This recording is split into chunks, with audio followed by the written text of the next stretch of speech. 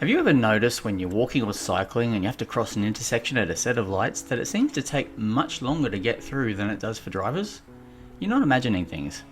This is an intentional feature in cities that are designed around moving cars rather than people. In this video in my series about car culture, we'll look at an example of how motor traffic is explicitly prioritised over cyclists and pedestrians at an intersection, and how the engineers involved don't even see the problem. Back in February, I found myself waiting a ridiculous amount of time at this intersection at night with almost no motor vehicle traffic at all. I contacted my local councillor to ask whether the pedestrian crossing light could be tuned to be more responsive in off-peak periods to reduce waiting times. Not an unreasonable thing to ask, right? Well, here's the response from the traffic engineer. In response to concerns raised by Councillor Hutton on behalf of her constituent Chris Cox, I can provide the following information. Records indicate the maximum cycle length for this intersection is 100 seconds. At around 8 PM, the cycle time drops to 40 seconds on both weekends and weekdays. Based on a 100-second cycle length, at most pedestrians will have to wait 1 minute and 40 seconds for the required pedestrian crossing phase to run. 1 minute and 40-second wait time is not considered unusual for signalised pedestrian crossings throughout the city. Also, the cycle time is the same for both vehicles and pedestrians. Let's test that, shall we?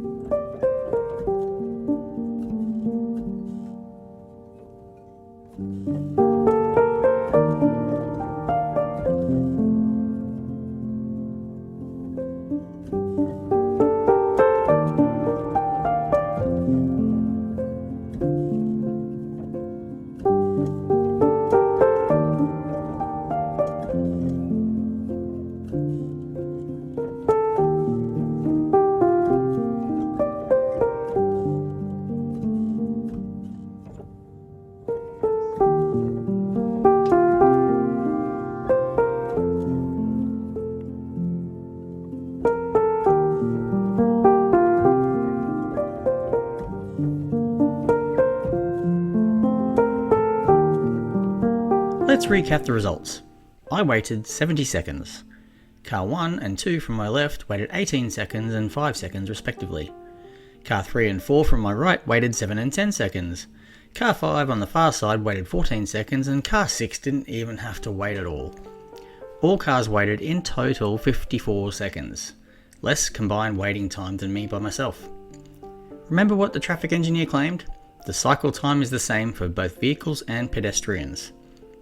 This is another symptom of car culture.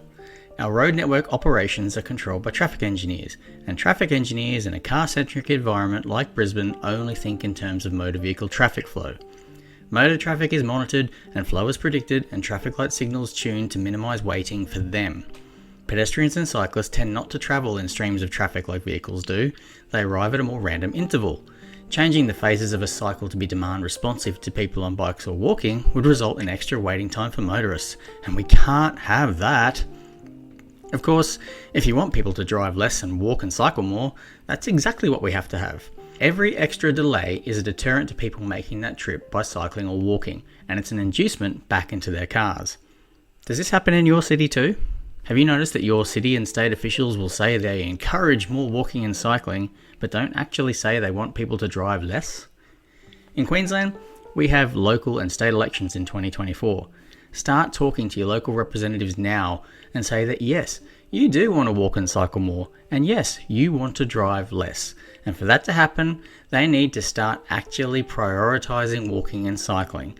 And one way to do that is to change this traffic engineering mindset of moving cars as the priority.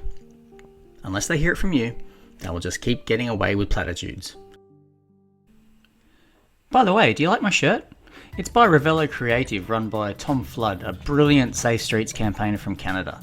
How we frame issues is really important to have the maximum effect, and Tom's one of the best. I've got a link in the description if you want to check them out. If you like what I do, please drop a like on the video and consider subscribing. And if you really want to show your appreciation, I've got a buy me a coffee link showing up somewhere on the screen now. But in any case, thanks for watching. Ride safely, drive rarely, and I'll catch you next time.